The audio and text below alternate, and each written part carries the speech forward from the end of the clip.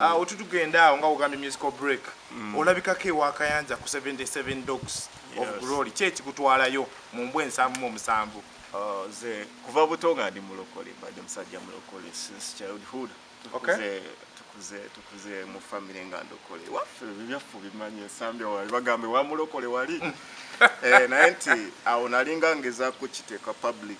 Okay. Yanze mbadde musajja musabi do. Wakayanje eyo music concept oba perspective eri ena abantu bafa babulijjo. Bakitunulanga gwe eyali abaze either saint oba yali agenda okukyuka into gospel music. Kyatuukawo. Actually tibyaliko yadde ne sente. Abantu bangi bazze bambuuza Pastor Kayanja yakuwa sente. Pastor Kayanja kubatula bakapere Dr. Jose Kamene yagenda ko ne tulengera eri kigere bantu bangi cute kai ebisere ebyo walimu ne cute kai nga bangi mugenze mu mbeere eyo. Pastor Kayanja talina sente ze yapanze ngaze sijja kwogererawo balala. Tuva ku messe twalina obubadi abantu ne babuyimba. Tuva ku bubadi n'olumba ebisere bya Jennifer Musi yali akajja. Naye n'omuzaawo Bao Jennifer yange nene yange nene nikino ekyambuka tuva mu mbeera eyo Captain Dola otubulako addi wawe kibayita musical break nogenda okwasaganyeko ku bintu ebirala 2020 Mr. Gadget iMac record processor kuva ku kibase Star TV tubawe tuli tubawo mpola mpola nenga otherwise tubagala nnyo kubanga emutubeerako kubanga musubscribinga mukyongere tubenga tukivuga long time simanyi tandikire wanga sina wakubanga introducing mwana mama Captain Dola representing okay onakulwa leero mbera yanjawulo tunonyeza ku muganda waffe mabega ko nze nkulaga ebintu byenjawulo nanonya ku muganda nga manyikiro nga Daddy Andre still born and made in time nenonya ku muganda nga manyikidwa nga Gift of Kado nenonya ku still ku Maro ovao right about now nina muganda nga manyikidwa Captain Dola ezo zona ze nkunyonyola bantu balina hits nga nera fena tusubukawa nsambya bestana nonya abensambya mu nkoneko but still ndoza balankisina cyane mu platform soft channel na mu platform bajja bona so kati bali yali ya radio so ya TV unakulwaliro saba Captain Dola obuze kubajiko na baje kumideko yo mugamba mutya mwena abalaba Star TV Captain Dola ya mwebale kulaba temusigaleko Captain Dola there Dola obayire wa baba ndikwenda sokubula muse ku bantu mulundi milaifu lweka obayire wa Dola abayire walimu era akalimu born in Uganda made in Uganda still in Uganda ya man obulamu buko babutya baba obulamu buli fete buli clear just tuli mu quarantine yeah Dola nga tukali kuida quarantine how has been life Jessica basically how has been life my life has not been bad you know hustling as usual you know life has been good yeah Dola jamulai mulaite mabega ko ya jadi soke tujukizemu abantu mabega ko ya jawo kumipire mu Minesa 2013 yeah awo tujja nulimba kabuna mawanga kavumbeza mukuto olwakwata ensi mwami etabu nejikuba emeseno wali ogiya wali osulawa nga sinaba kuyingira covid na quarantine wali osula wamwe wali osula nemeza yanga mwatuluka wali osulawa kuba babe mmese yatufuukire mmese buli omu naakaaba mmese mwami mmese twali tusulawo bunga actually emeza ya muganda wange Maron atulya obunga Abba Maron muonge so atulya tuteteeka ja Gizadi nzijukira man Daddy Andre you know so atulya tukwasaganya mpola bwetyo life you know so njaga tutunulire emmese eno yakuleetera birungi giki nga sinaba kujja mbeera nakulwala yakuleetera birungi ki nze kyensooka okwogera kiri nti oluyimba olwo lwanzitwala mu limelight it was like my breakthrough tino ya wamanyisa abantu wali wasolengedde ebbanga ki si bbanga ddene twali tetunasolinga nnyo kiri awo so mbumpimpi kyali tekiyingidde nnyo bantu kuwa nti otambuza nnyo endongo twasolinga mukawo naye si bbanga ddene namuganda wange mezaya tugenze mu Babon Forest awo tutapambanye olaga isomo in fact nali mu vaka ya senior 6 so kench bemu kawo ne soma then ya mvaka mese ne tujikubawo ne njiteekayo aya basi so tuva ku message twalina obubadi abantu obubadi ne babuyimba tuva ku bubadi n'olumba ebisale bya Jennifer Musi yali akajja naye n'omuzaawo bao Jennifer yange nene kino ekyambuka tuva mu mbeera eyo Captain Dola otubulako obuladdi wawe kibayita musical break nogenda okwasaganyeko ku bintu ebirala music nti sometimes wawe osooka n'omuwamuuko time akasuka enkwasaganyeko ebintu ebirala obeere somehow prepared mu mbeera ezijja kati nga eya corona eno eyinza okukugwako ne kubaka offside yawo okyalinda show nga tewali reserve oba reservations nga tozitaddeyo aleka show tokalaba amanya matuufu bayide bamatuufu bagambe manya matuufu nze bampita Aliyenka Lawrence Dawson Aliyenka Lawrence Dawson oli mwana wa Idinda sala nylon budondo idinda side ki makenke sala nylon eyo so Dola njagala tutunulire otutugenda awo nga ugambye musical break olabikako ewakayanja ku 77 Dogs of Glory kyekikutwalayo mu mbwe ensanvu mu musanvu ze kuva buto nga ndi mulokole badde musajja mulokole since childhood tukuze mu family nga ndokole waffe byafu bimanye ensambi wali bagambe wa mulokole wali naye nti awo nalinga ngeza kukiteeka public nze mbadde musajja musabi fasino nalinga ndi kata okusalawo nti nkiteeke public wakayanja already nali mu church mu church ye oba wali already in church banga church nene nange kenyini ndi church naye olokoko ba church bakanisa Katonda tewetaga kubeera mu church okuba nti olokoko so naye wali nali nkitadde just public nengenda nenkiteeka I announced it like people got to know it navudde mmina ebyokwegweka oyingire wakayanja eyo music concept oba perspective eri ena abantu bafa babulijjo bakitunuliranga gwe eyali abaze either sente oba yali agenda okukyuka into gospel music kyekyatuukawo actually tibyaliko yadde ne sente bantu bangi bazze bambuuza pastor Kayanja yakuwa sente pastor Kayanja kubatula bakapere Dr. Jose Kamene yagendako ne tulengera eri Kigere bantu bangi cute kayi ebiseera ebyo byalimu walimu ne cute kayi nga bangi mugenze mu mbeera eyo pastor Kayanja talina sente ze yampanze ngaze sijja kwogererawo balala kubanga nja kwogera ate kino ate nze nganze nagenda nganze I went with my family. I remember when alokoka katuti nagendako ne sister wa sisters bange babiri I went with my family, so I was like, let me make it public. You understand?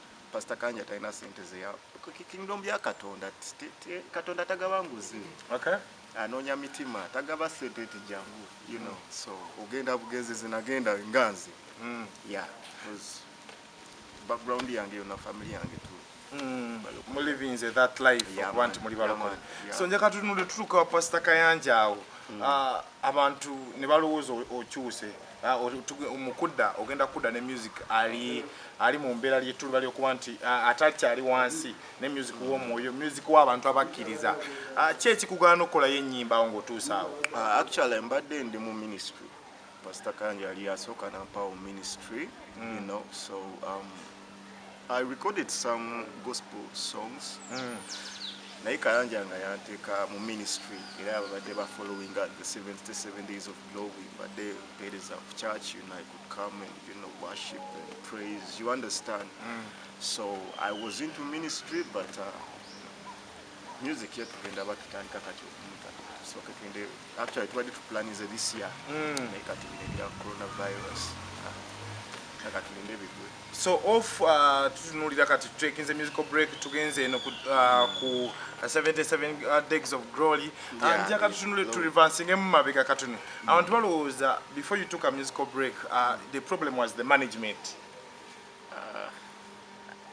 management okay twafunamu obutakanya ne manager ajja atwala emmotoka yo yali laavu 4 so byonna byaliwo naye ng'ekyemmotoka ne music n'alekerawo kupushinga music manager Abamaron no muleke bwayiriza musajja tabloids ne newspapers ezawandiika story etuufu what was the right story behind it Omuntu yenna okyusa management. Bayimbi bangi bazze bakyusa. You understand?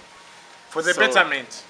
Yeah, so time etuuka oluusi nga kati muyinza okukola n'omuntu nga ambitions zo ndala nezendala oba oluusi gwe kyogoba saawa eyo kirala. You understand? Yinza okwagala ogenda mu kyaki ate manager n'ogamba tojja gendayo mu kyaki. Yinza okwagala okukola gospel manager n'ogamba tojja kukola kino. You understand? So sijja gamba nti noba ati abantu abamu ayingira mu story mu bulamu bonaandika story kiri just because oba gwe tebannakufuna kuwulira your side, you know, the side of you. Yeah, so twafuna we still talking. Nze ne manager Malon twogera. Yeah, tetwavayo savayo mu bubi. You understand? I still check on him. Ne wafuna obuzibu, he still calls me nga Captain Dollar. Nange nfuna obuzibu so mugabu manager Malon. Producer yakube emmese yaddawa. Jokes. Jokes yagenda keyo Sudan. Yeah, agenda keyo Sudan kola. Actually the last information nafuna nti yakomawo bata. Omusezonye mmesa ate nga bamunoonya nnyo. Kuba yali ku katale ebiseera producer yakolanga hit nga yanoonyezebwa. 2013-2012. Ne bamubba ne bamusigula ne bamutwala Sudan. Bayo ku majja nawo manye ebyokwiriba, you know, but nawulirako nti ate yakomawo. Ngenda gezaako all that atutunulire musical break eno obadde okola ki under this musical break? Actually mbadde nina all projects nyingi zendiokola. I have many upcoming projects. Tulina studio, tulina n'omuntu wungi bwengezaako sometimes ekituga tekinagira kiba tulina naye ninayo projects endala zemba njagala zendiokola. You understand nti mbadde situnulira nnyo music ennaku zino. Mbadde nina muntu gwenseti nga luusi mbaddeko neyo omukyalo nina ettaka eyo Jinja nabyengezaako okuzimbako, you know, kuliko farm. Yeah, tulina bye tuyogezaako. Like we have a joint project with my brother Messiah. Tuli mu farming, tulina ebintu bye tubikolako, tulina studio. Obuntu tuli so njagala tutunulire embeera Uganda omuntu wakuba hits eziwera ebbiri oba essatu n'asirika mu waliwo eŋŋombe egamba yagwa. Dola wagwa? Muyimbi tagwa. Tagwa sinagwa. Naye kakimmanyi. So abantu babijjawa abagamba nti Dola yagwa? Bwe tebamanyi kye boogerako. Nze omuyimbi w'obanga okyalina obulamu nga nkyalina obulamu I can still write. Nkyalina akamwa kasobola okufulumya eddoboozi nkyasobola okwogera. I can still communicate. I can still go to studio nenkola ennyimba. Tulimba we message yawe wandikira Buddies yawe wandika Jennifer, you know, what you bayita musical break. You understand? Omuntu waawummulamu abatagudde. Mpozi nga mmaze kufa ne bannanga Captain Dollar yafudde bayazibye omumwa takyasobola kuyimba. Awo mba neebalamu bagudde. Njagala tutunulire challenges central zosanze off this musical break ng'oli mu musical break eno. Oluusi abantu kale the fans bakuteeka nnyo pressure. Tebategeera tebategeera kyoliko yakubira esibula g'atwana kyakapya katwalire n'omunyonyolako bannange sokopemutayi. You understand? Kubanga oluusi kiba kibi okutambulira ku pressure y'abantu bayinza okukutomeza. Okay? Yeah, omuntu asobola okukutomeza wakupushinga ennyo. Understand? But challenge gyensobola okusinga ti abantu bakitwala bulala ngera naye wokimbuzizza nti oli alowooza kirala. Sometimes sebaba tebamanyi kyapeninga mu bulamu bwaffe ate si buli kimu nti ojja kujja okiteeke mata kitongoozaako abantu. Ki ekisuulwa muyimbi oba omuyimbi agwa? Omuyimbi nga olaba n'abaafa tebagwa. Wansi tukuba ennyimba za Philip Bongo ne lutaya nezitutta okufa obwo. Ate atakyaliwo. Ki ekireeta omuyimbi ogenda musical break Dola? Oba omuyimbi okuba nti awummuliramu ddala oba okugamba nti ngende mu kintu ekirala music mukooye? Music industry ya Uganda sijja okugamba nti olulayiga nnyo ku music eba ku shows like in Uganda ekinatandika kukola ekipushinga abayimbi abamu mu Uganda kyo abamu batuuka abali mu eyo bali bweru titetulinga ba Nigeria. Omunigeria ajja kuba oluyimba lumu ate oluyimba olwo afunemu bingi ebiyimba lumu azimba ennyumba motoka aziteeke wali. You understand? Fenga ffe omuyimbi abala show byabala shows music waffe tafuna nnyo nga wansi ezo ze tulaba. That's why katembera ya COVID ngeno coronavirus bayimbi bangi baliyo bali. You understand? I mean, hit songs. Right? Their songs are trending. But right now, I understand. I think you understand?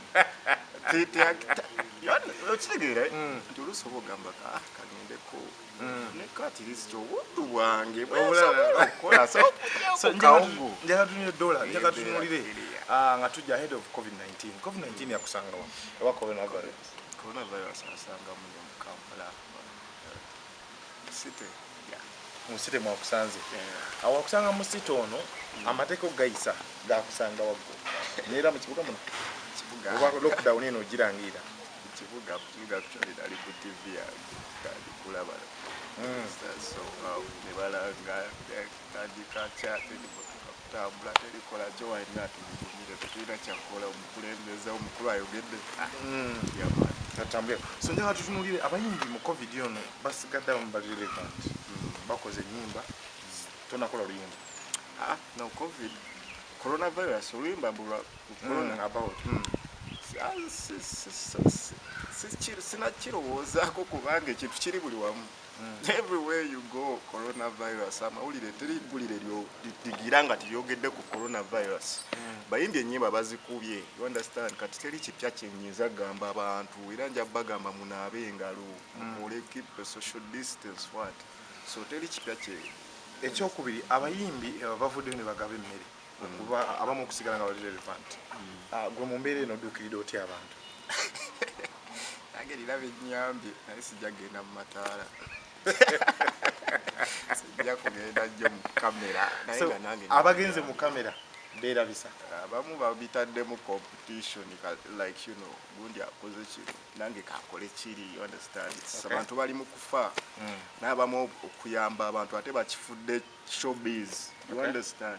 Bakifudde showbiz akoze akantu amaze kubira bakamera banange mujje ngenda kuyamba gundi ne gundi. That's why owulira kati bulimu n'emivuyo mingi bamwadde akawuka kafe bayimbi bavuddeyo balikaya nasonze asali agadde ekiberebwa ekyo kusayidi yange. Akaseera kano wetwogerera gwe ng'omuntu apulaninga okuba nti okomawo fule mu industry kuba nti okomawo olina akabimbi kwalika nga tumaliriza strategy eri etya?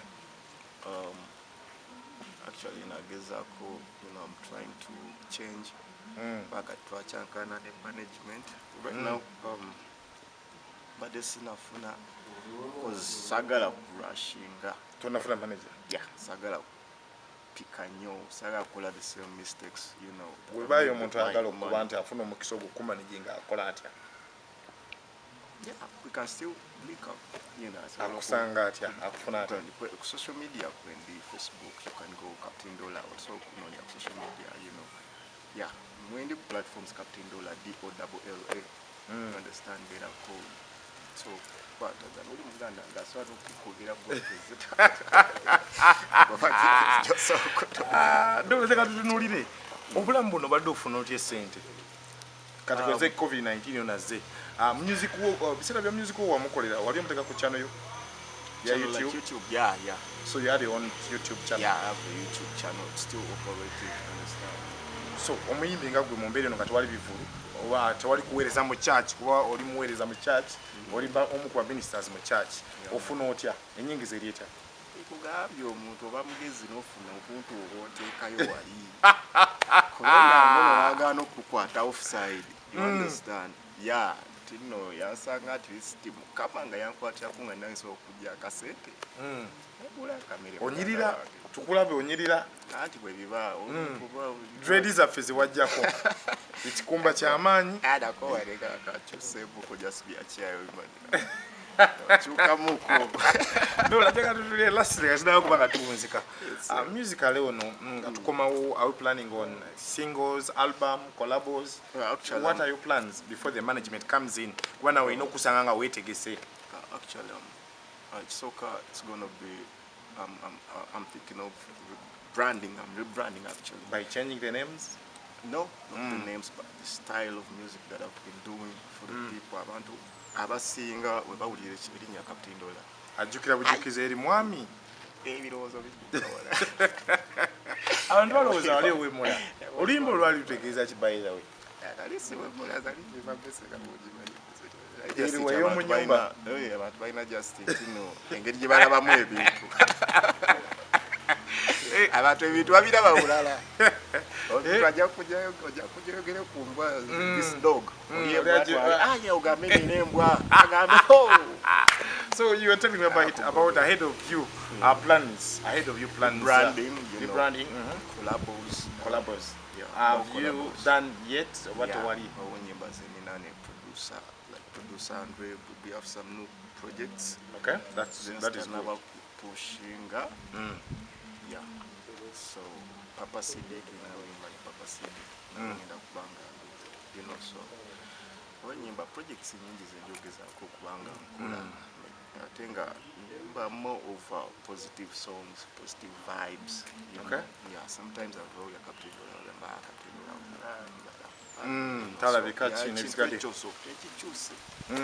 yeah, so it's gonna be a different captain, a new one. Okay. Yeah, man. Okay, nga tuduka njagala kuwanga neighbors abasobola kuwanga mbeera ku channel yaffe eno Nesta TV mnyegwanga kuwanga musubscribinga WhatsApp number yaffe nagamba ku screen awo tuba nayo oba oyite ku note 88445 yo kuoneko akadako tuwereze comment subscribing so kaptondola